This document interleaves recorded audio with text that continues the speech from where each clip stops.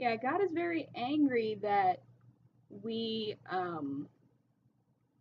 that we've been taken, that we've been stolen by Satan. We got stole from God. So God is mad that Satan has taken you, but Satan is mad, so he's trying to win you back by, oh, God's not gonna do anything.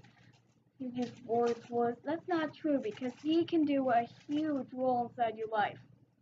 It's like doing a movie. You need a camera. It's gonna do a huge thing throughout all the movie, unless you're just gonna write down a script and then read it every 10 years.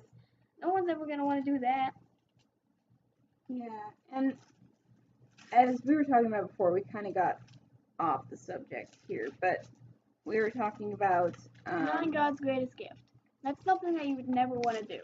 yeah, but about like how to actually be saved, and we were talking about the different things. But let me just finish up the story here, and then we'll get back to how to do that.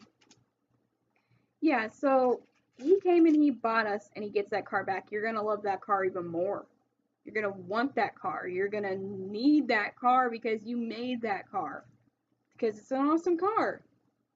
It's So- like making a, no, violet Lamborghini.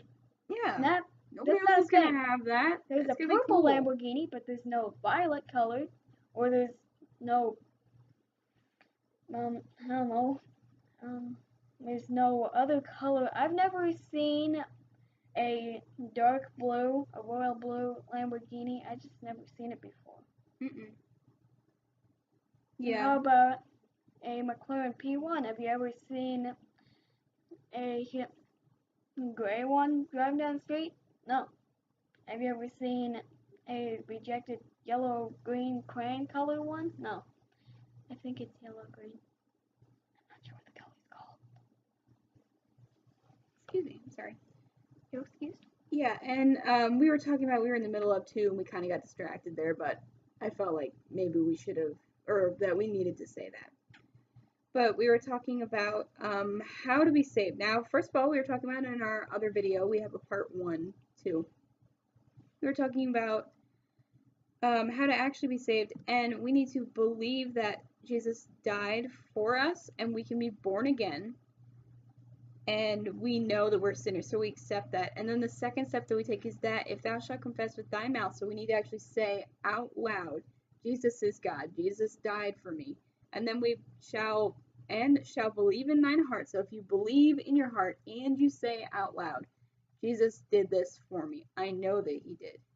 I'm certain that he carried that cross for me. I am sure that he wore the crown of thorns for me. And shall believe in thine heart that God hath raised him from the dead, thou shalt be saved. So you shall be saved. Now here's some things that have happened to me before, and it is a true thing. So after I got saved, I stopped handing out tracts and doing things that I'd actually do. Before, when I wasn't saved, I'd love to do that stuff, read the Bible. But ever since I had gotten saved, like maybe a couple of years ago, maybe? Yeah, it was like a year ago. It felt like I was being, like, so I'm right here, and then there's God. I just kept on feeling like, Backsliding. like, you're going apart, like you're trying to ice skate, and then you're being torn apart because you can't ice skate. Or trying to swim. The current's too heavy. Can't swim.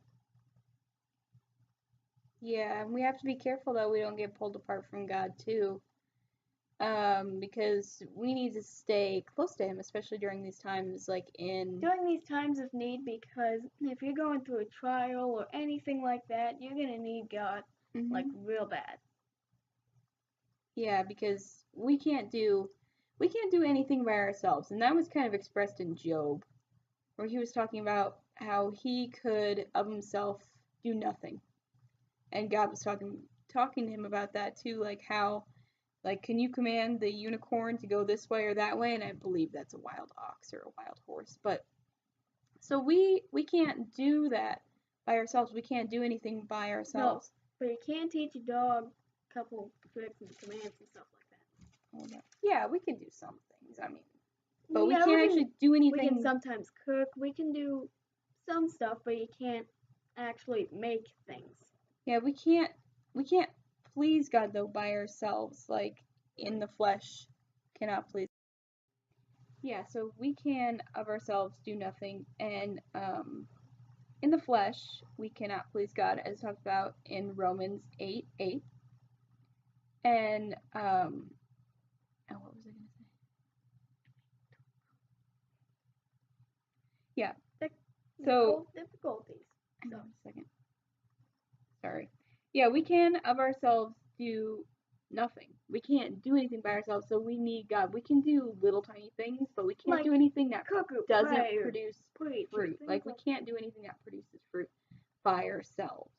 Because he is the vine and we are the branches. If we remain in him, we will produce much fruit. But we can't do that without him. Especially things for God, because the spirit and the flesh are two different things and they are constantly at war with each other. Now here's something that I want to say. It is that we are like little tiny seeds. God is the farmer. He's getting ready to plant his crops for the year. Mm-hmm. And when he's getting ready,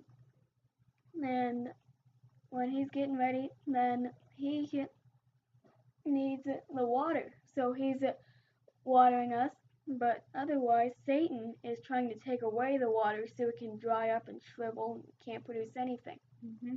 Can't produce fruit. Yep, or the vegetable, water is his whatever. word.